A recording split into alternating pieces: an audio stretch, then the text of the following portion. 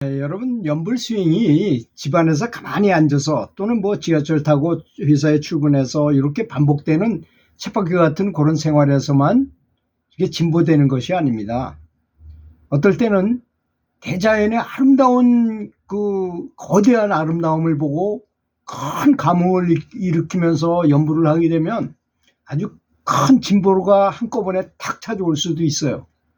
그건 에너지하고도 관계가 있고 아주 여러 가지가 문제가 있는 거죠.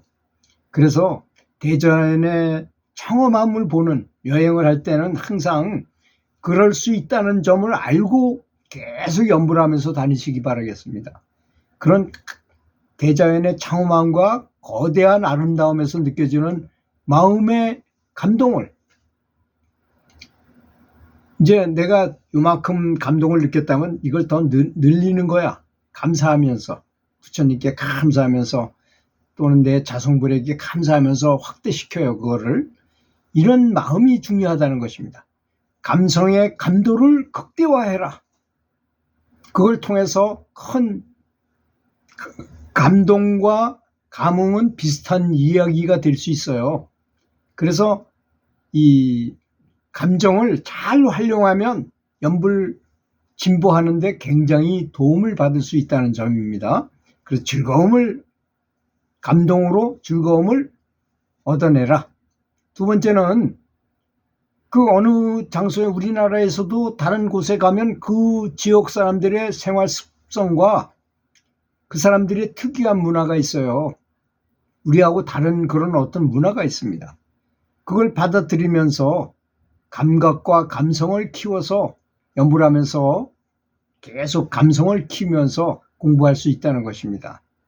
세 번째는 관광을 위해서 자주 걷게 되는, 그렇잖아요. 어딜 가보려면 뭐 저기 동해시에 있는 무릉계곡을 간다면 무릉계곡이라는 것이 뭐 어디 영화처럼 딱 보이는 것이 아니고 거기서 내려서 차에서 주차장에 내려놓고 차 세워놓고 사마사를 거쳐서 그 무릉계곡을 한참 걸어가야 되잖아요. 걸음을 통해서 몸의 세세한 움직임을 파악해 가면서 연구를 하는 것, 그리고 호흡하고 심장의 박동을 알아채면서 걷고 하는 것에 대해서 또 집중을 하는 것입니다. 그래서 연불만 하는 것이 아니라 연불할 때는 일심다용을 해야 돼요. 여러 가지의 복합 요소가 작용이 돼야 된다는 점을 알고, 어떤 분은 오직 연불만 하면 다 된다고 생각하지만 그렇지 않을 수도 있어요.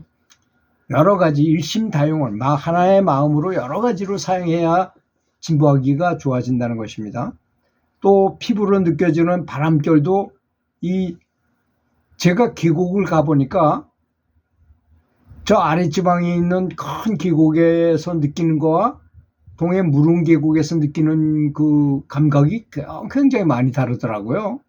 그런 바람결과 지역의 냄새 등을, 냄새나 뭐 바람소리나 새소리나 물소리나 이런 것이 다 다르다는 걸 느끼면서 그 지역과 소통을 할 수도 있어요.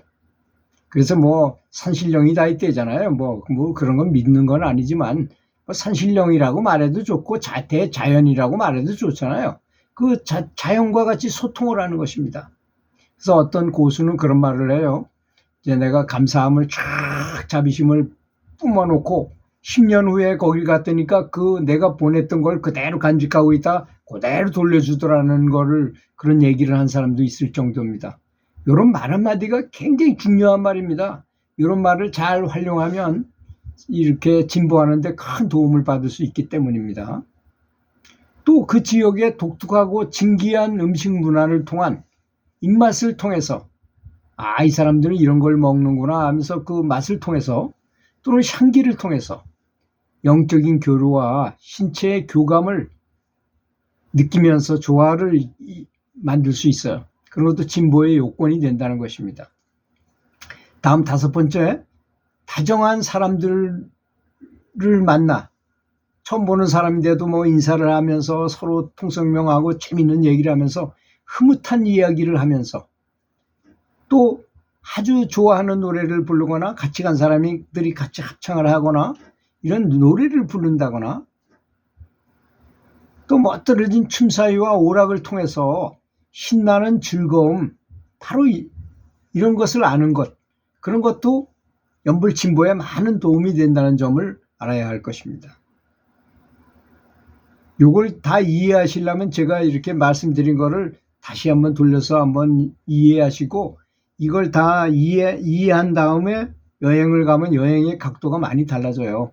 마치 터키를 여행하는 사람이 터키에 대해서 공부를 많이 다각도로 해가지고 가면 그냥 여행 간 사람하고 전혀 다른 각도로 터키 여행을 100배는 더 세세하게 더 많이 느끼고 오는 거하고 같은 것입니다. 또 여섯 번째로 지역적, 종교적, 시대적 특성을 표시한 건축물의 아름다움과 구조물들의 영적 특성을 통한 공부. 영적 특성을 통한 공부라는 것은 무엇이냐면, 어느 산에 가면 에너지가 어떤 에너지가 나오고, 어떤 산에 가면 어떤 에너지가 나오고, 어떤 물건 앞에 가면 어떤 에너지가 나에게 영향을 주고, 이런 것을 말하는 것입니다. 그래서 그걸 기감이라고 말해요. 기를 다 느낄 수 있으면 그렇게 좋다는 것을 말하는 것입니다. 일곱 번째, 부처님의 고귀함을 상징하는 아름다움을 추구하는 사람들의 정성을 고스란히 받아들이는 일. 그게 뭐냐면, 무슨 뜻이냐면, 기도처에 가면 많은 사람들이 기도하잖아요. 그걸 나도 같이 기도하고 나도 같이 받는 사람으로 그 사람들이 정성을 들인 걸 내가 받는 것, 내가 부처님과 동일체가 됐다고 생각하면 그 사람들이 기도하는 게 나에게 기도하는 건 마찬가지가 될 수 있잖아요. 그런 차원에서 정성을 고스란히 받아들이는 일. 근데 받아들이는 것보다는 보내는 게 더 좋아요, 사실은. 내가 그 사람들을 향해서 감사하게 생각하는 거예요, 오히려. 이렇게 부처님에게 이렇게 신심이 많은 사람들이 있구나. 부처님 불상 앞에 가서 다 합장하고 기도하는 사람을 보고 그 사람들이 잘 되기를 오래 축복하면 더 많이 받는다는 것도 알아야 될 것입니다. 여덟 번째, 말과 글을 통한 서로 교통함으로써 얻어지는 유익함을 공부할 수 있게 됩니다. 그렇잖아요.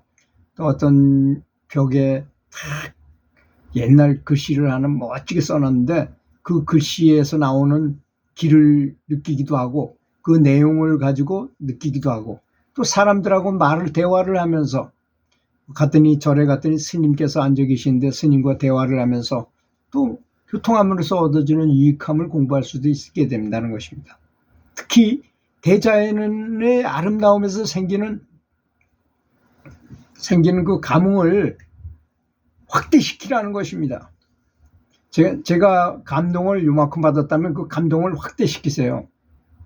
그래서 감성을 키우면 영적인 진보가 굉장히 많이 일어나게 된다는 사실을 아시기 바라겠습니다. 들어주셔서 감사합니다.